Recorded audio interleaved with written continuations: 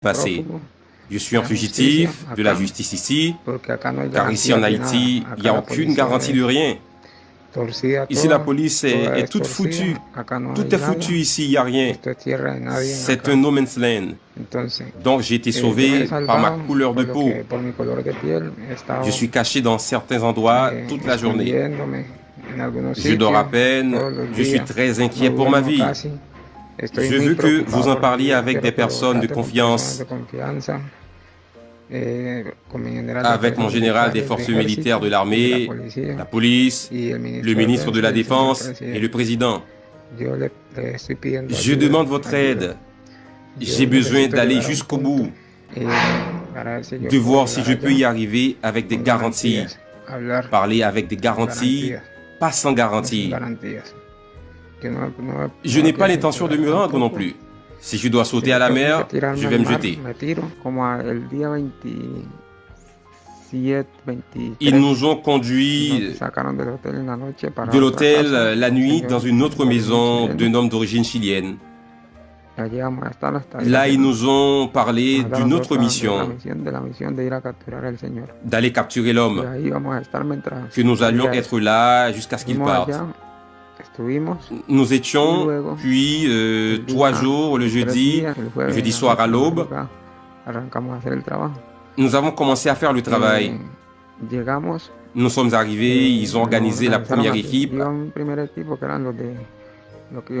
avec Don Manuel Grosso, Don Rivera, Germán et les citoyens haïtiano-américains. Il y avait une deuxième équipe. Dans la deuxième équipe, nous allions entrer dans la pièce et dans la troisième voiture, il y avait mon équipe. La deuxième équipe était dans la deuxième voiture. Leur mission était de neutraliser les policiers. James Solage est arrivé et a commencé avec un mégaphone pour parler de l'opération de la DEA. Nous avons commencé à entrer. M.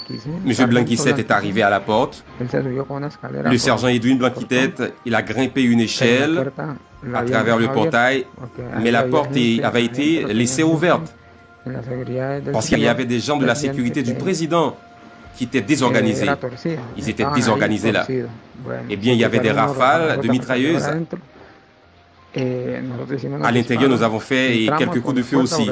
Nous avons franchi la porte parce que la porte était ouverte. Nous sommes entrés. Quand nous sommes entrés, ceux qui tiraient avec la mitrailleuse ont grimpé sur un mur et se sont enfuis. Je suis resté en cherchant une chambre au premier étage. Quand nous sommes montés à gauche, il y avait une grande pièce, un vestiaire, avec un dressing à droite. Il y avait une pièce avec des vêtements et j'ai pris la pièce à gauche.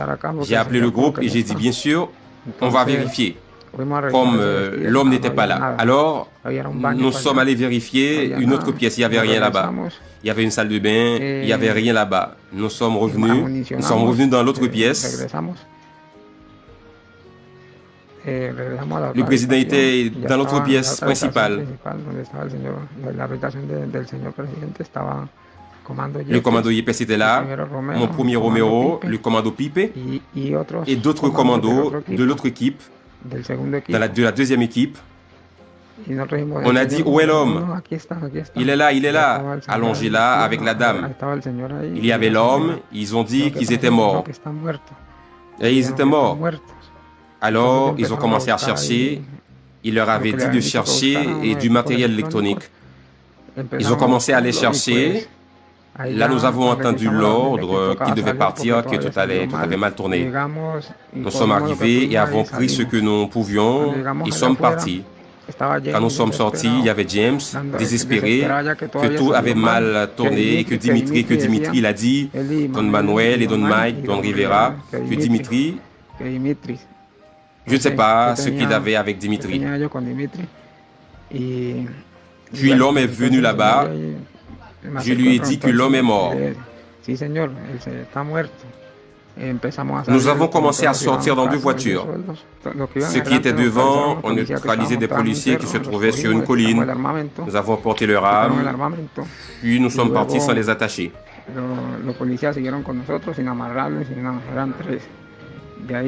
Au bout d'un moment, une autre patrouille est arrivée. Les hommes sont arrivés, rien ne s'est passé. Puis ils sont partis et nous avons continué à nous déplacer. Quand nous arrivions près du Grand Parc, il y avait un barrage de la police qui était là. De là, deux voitures nous ont dépassés et ils ne nous ont pas laissé passer. M. James et M. Blanco ont commencé à dire qu'ils étaient de la DEA. Ils nous ont bloqués là. Ils sont restés dans cette position toute la journée. Ils ont appelé tout le monde, un certain Arcangel, M. Antonio, Tony. Ils ont appelé beaucoup d'autres personnes pour les sortir de là et rien.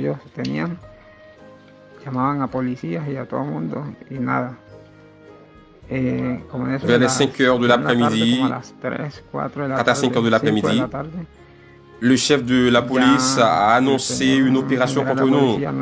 Ils avaient des francs-tireurs placés d'en haut. Nous étions dans une maison fermée à clé. Derrière nous, il y avait des escaliers, ils montaient, mais il y avait un mur pour pouvoir sauter. Et à peine que l'un d'entre nous a bougé, bam, ils nous ont tiré dessus. Ils ont tout endommagé, les fenêtres de la maison, en nous tirant dessus. Ils ne nous laissaient pas respirer, ils ne nous ont jamais dit de nous rendre. Maintenant, oui, les autres policiers sont venus avec tout pour nous massacrer. Mais ce n'était pas le cas dans la maison du président. Ils nous ont massacrés, Dans la maison, ils ont tué M. Romero avec une grenade à main. Ils le lançaient sur lui. Elle est tombée sur lui, il est mort. Ils ont également blessé M. Manuel. L'homme a été laissé là. Il a dit, partez les gars. M. Rivera est sorti avec 2 autres commandos. Tandis qu'il se déplaçait avec les commandos, nous avons dit avec lui. Nasser a dit non, on ne peut pas se rendre. On est monté dans les escaliers et nous avons subi d'autres tirs. Moi, je me suis jeté dans un trou, je me suis couvert avec un carton. Je suis resté couvert là jusqu'à ce qu'il fasse nuit. Je pouvais à peine bouger parce qu'ils avaient continué à tirer et à tirer. Si je bougeais, ils m'auraient tué. Et M. Manuel nous a dit, ne tirez pas sur les policiers, car les choses se compliqueront pour nous si nous tuons un policier. On n'a jamais tiré. On les a épargnés. Ils ne nous ont pas épargnés. Ils nous ont criblés. Nous étions à court de munitions et les coups que nous tirions étaient juste en l'air ou sur les murs. Quand je suis parti, il était 7 à 8 heures. Il faisait noir. Je suis sorti en douceur. J'ai remonté un ravin, pas les escaliers, j'ai remonté un ravin. J'ai enlevé mon gilet, je suis allé me coucher un moment. Et c'est là que j'ai entendu un cri de Manuel qui voulait de l'aide. Quand boum, les messieurs qui étaient sur la route ont bougé. Ils sont montés boum et ils lui ont tiré dessus. Ils l'ont tué. Ils n'ont pas épargné. Et bon, je suis resté seul. J'étais le dernier. J'ai été seul. J'ai escaladé le mur. Je me suis jeté sur la route. J'ai pris la main gauche. Je suis passé par là jusqu'à un trou pour me reposer. Genre 8 heures du soir, je suis parti. Je suis retourné du côté droit. Et rien. De ce côté, la police est très proche et rien. Ils m'ont presque rattrapé. Je suis revenu encore à ce point où je me cachais avant. Je suis entré et là à 5 heures du matin, je suis allé à l'autoroute. Je suis resté là aéré, tournant sur cette route jusqu'à 6h30. Un homme est passé à moto avec un homme chauve. J'ai mis ma main sur lui. Ils m'ont fait monter. Je suis passé près du barrage. Ils ne m'ont pas reconnu. Je me suis mis à marcher. J'ai rencontré un homme qui parle espagnol, un Américain, et je lui ai dit de m'aider. Aidez-moi, ils vont me tuer. Emmenez-moi où vous voyez que c'est sûr. Il m'a emmené là-bas, dans une maison, où il y avait une dame. La dame m'a protégé là-bas. Parfois, je dois parcourir dans les montagnes la nuit, et je sors de la maison, mais j'ai été là, à l'abri. Donc j'ai besoin d'aide et c'est urgent, très urgent. Ma vie est en danger ici. Je ne vais pas me rendre. Non, je ne vais pas me jeter à la mer. Je ne sais pas, mais je ne me rends pas dans ce pays sans garantie. Ils nous ont tous trompés qui sont venus de Colombie. Nous avons été trompés. On nous a rassemblés comme des enfants à qui on donnait des bonbons. Nous étions heureux parce que c'était une bonne offre d'emploi, parce que le paiement était de $2700. Alors c'était une offre d'emploi. Nous ne sommes pas venus en tant que mercenaires pour tuer personne. Nous sommes venus travailler pour travailler à la sécurité. C'est la seule chose que nous savons faire, la seule chose que nous connaissons. Et la sécurité, nous les commandos colombiens, ils ont capturé nos compagnons, ils n'ont rien rendu. Ils les ont fait exploser, ils n'ont rien, ils n'ont accès à rien là-bas dans cette prison où ils envisagent de les mettre dans les prisons où se trouvent des méchants. Je préfère mourir que de me rendre. Concernant l'assassinat du président, je ne sais pas qui l'a tué. Je vous l'ai dit du fond du cœur. Je vous l'ai dit du fond du cœur, pour ma famille, mes enfants. Je ne sais pas qui l'a tué, parce que quand je suis arrivé à la pièce, Yepes et les commandos étaient déjà là. Romero et d'autres commandos, Pipe, étaient déjà dans la pièce avec lui. Ils lui ont demandé, il est mort, ils sont morts. Maintenant, eux, ils sont là, en prison, essayant de sauver leur peau. Ils blâment ceux qui sont morts et ils espèrent sauver leur peau là-bas au détriment de ceux d'entre nous qui ne sont pas prisonniers.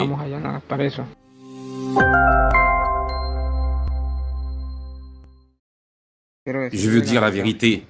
Je veux dire toute la vérité sur tout ce qui s'est passé. Je suis un fugitif de la justice ici, car ici en Haïti, il n'y a aucune garantie de rien. Ici, la police est toute foutue.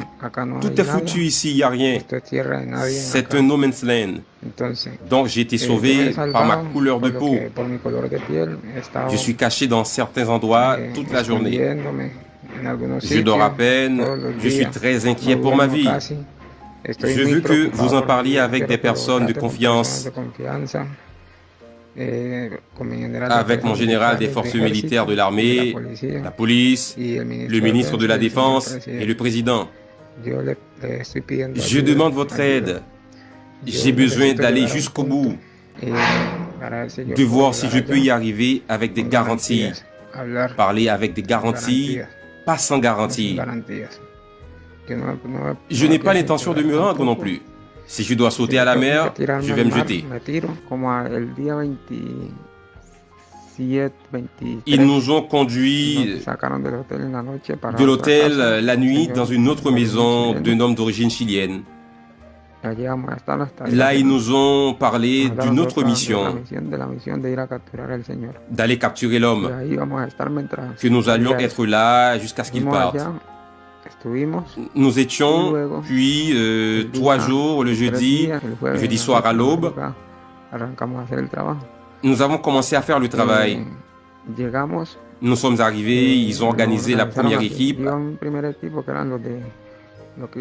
avec Don Manuel Grosso, Don Rivera, Germán et les citoyens haïtiano-américains. Il y avait une deuxième équipe. Dans la deuxième équipe, nous allions entrer dans la pièce et dans la troisième voiture, il y avait mon équipe. La deuxième équipe était dans la deuxième voiture. Leur mission était de neutraliser les policiers. James Solage est arrivé et a commencé avec un mégaphone pour parler de l'opération de la DEA. Nous avons commencé à entrer. M. Blanquisset est arrivé à la porte. Le sergent Edwin Blanquisset, il a grimpé une échelle à travers le portail, mais la porte avait été laissée ouverte parce qu'il y avait des gens de la sécurité du président qui étaient désorganisés. Ils étaient désorganisés là. Eh bien, il y avait des rafales de mitrailleuses. À l'intérieur, nous avons fait quelques coups de feu aussi. Nous avons franchi la porte parce que la porte était ouverte. Nous sommes entrés.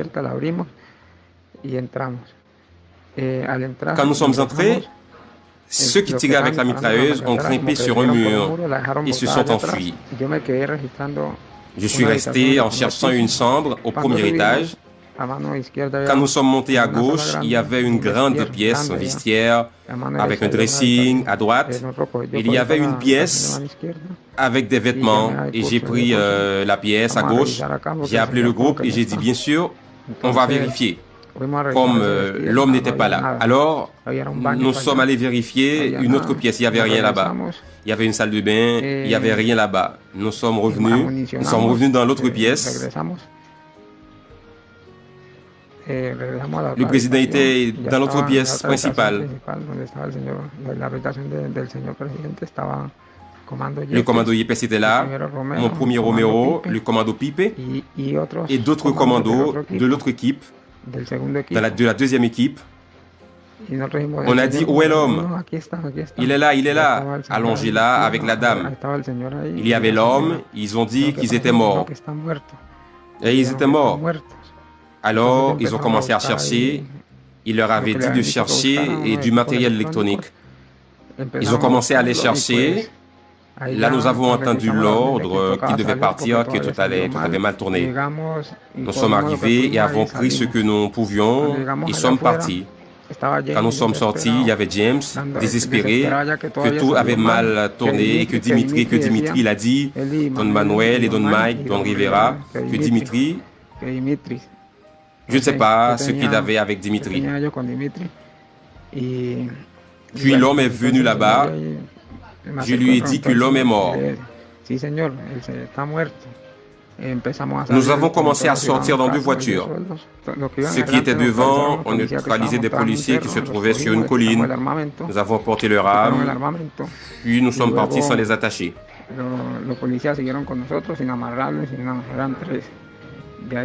Au bout d'un moment, une autre patrouille est arrivée. Les hommes sont arrivés, rien ne s'est passé. Puis ils sont partis et nous avons continué à nous déplacer. Quand nous arrivions près du Grand Parc, il y avait un barrage de la police qui était là. De là, 2 voitures nous ont dépassés et ils ne nous ont pas laissé passer. M. James et M. Blanco ont commencé à dire qu'ils étaient de la DEA. Ils nous ont bloqués là. Ils sont restés dans cette position toute la journée. Ils ont appelé tout le monde, un certain Arcangel, M. Antonio, Tony. Ils ont appelé beaucoup d'autres personnes pour les sortir de là et rien.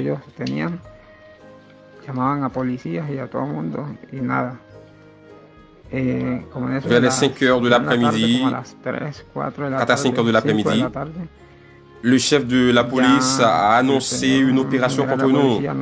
Ils avaient des francs-tireurs placés d'en haut. Nous étions dans une maison fermée à clé. Derrière nous, il y avait des escaliers, ils montaient, mais il y avait un mur pour pouvoir sauter. Et à peine que l'un d'entre nous a bougé, ils nous ont tiré dessus. Ils ont tout endommagé, les fenêtres de la maison, en nous tirant dessus. Ils ne nous laissaient pas respirer. Ils ne nous ont jamais dit de nous rendre. Maintenant, oui, les autres policiers sont venus avec tout pour nous massacrer. Mais ce n'était pas le cas dans la maison du président. Ils nous ont massacrés. Ils nous ont massacrés. Dans la maison, ils ont tué M. Romero avec une grenade à main. Ils l'ont lancé sur lui. Elle est tombée sur lui, il est mort. Ils ont également blessé M. Manuel. L'homme a été laissé là. Il a dit, partez les gars. M. Rivera est sorti avec 2 autres commandos. Tandis qu'il se déplaçait avec les commandos, nous avons dit avec lui. Naïser a dit non, on ne peut pas se rendre. On est monté dans les escaliers et nous avons subi d'autres tirs. Moi, je me suis jeté dans un trou, je me suis couvert avec un carton. Je suis resté couvert là jusqu'à ce qu'il fasse nuit. Je pouvais à peine bouger parce qu'ils avaient continué à tirer, à tirer. Si je bougeais, ils m'auraient tué. Et M. Manuel nous a dit, ne tirez pas sur les policiers, car les choses se compliqueront pour nous si nous tuons un policier. On n'a jamais tiré. On les a épargnés. Ils ne nous ont pas épargnés. Ils nous ont criblés. Nous étions à court de munitions et les coups que nous tirions étaient juste en l'air ou sur les murs. Quand je suis parti, il était 7 à 8 heures. Il faisait noir. Je suis sorti en douceur. J'ai remonté un ravin, pas les escaliers, j'ai remonté un ravin. J'ai enlevé mon gilet, je suis allé me coucher un moment. Et c'est là que j'ai entendu un cri de Manuel qui voulait de l'aide. Quand boum, les messieurs qui étaient sur la route ont bougé. Ils sont montés boum et ils lui ont tiré dessus. Ils l'ont tué. Ils ne l'ont pas épargné. Et bon, je suis resté seul. J'étais le dernier. J'ai été seul. J'ai escaladé le mur. Je me suis jeté sur la route. J'ai pris la main gauche. Je suis passé par là. jusqu'à un trou pour me reposer. Genre 8 heures du soir, je suis parti, je suis retourné du côté droit et rien. De ce côté, la police est très proche et rien. Ils m'ont presque rattrapé. Je suis revenu encore à ce point où je me cachais avant. Je suis entré et là à 5 heures du matin, je suis allé à l'autoroute. Je suis resté là aéré, tournant sur cette route jusqu'à 6h30. Un homme est passé à moto avec un homme chauve. J'ai mis ma main sur lui. Ils m'ont fait monter. Je suis passé près du barrage. Ils ne m'ont pas reconnu. Et je me suis mis à marcher. J'ai rencontré un homme qui parle espagnol, un Américain, et je lui ai dit de m'aider. Aidez-moi, ils vont me tuer. Emmenez-moi où vous voyez que c'est sûr. Il m'a emmené là-bas, dans une maison où il y avait une dame. La dame m'a protégé là-bas. Parfois, je dois parcourir dans les montagnes la nuit et je sors de la maison. Mais j'ai été là, à l'abri. Donc j'ai besoin d'aide et c'est urgent, très urgent. Ma vie est en danger ici. Je ne vais pas me rendre, non, je ne vais pas me jeter à la mer. Je ne sais pas, mais je ne me rends pas dans ce pays sans garantie. Ils nous ont tous trompés, qui sont venus de Colombie. Nous avons été trompés, on nous a rassemblés comme des enfants à qui on donnait des bonbons. Nous étions heureux parce que c'était une bonne offre d'emploi, parce que le paiement était de $2700.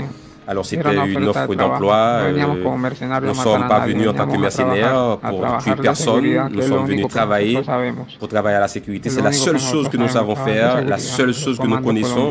Et la sécurité, nous les commandos colombiens, ils ont capturé nos compagnons, ils n'ont rien rendu. Ils les ont fait exploser, ils n'ont rien, ils n'ont accès à rien là-bas dans cette prison où ils envisagent de les mettre dans les prisons où se trouvent des méchants. Je préfère mourir que de me rendre. Concernant l'assassinat du président, je ne sais pas qui l'a tué. Je vous l'ai dit du fond du cœur. Je vous l'ai dit du fond du cœur, pour ma famille, mes enfants.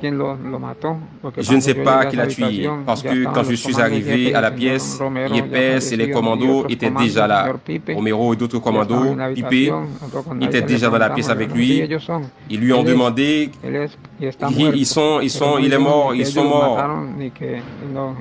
Maintenant, eux, ils sont là, en prison, essayant de sauver leur peau. Ils blâment ceux qui sont morts. Ils espèrent sauver leur peau là-bas, au détriment de ceux d'entre nous qui ne sont pas prisonniers.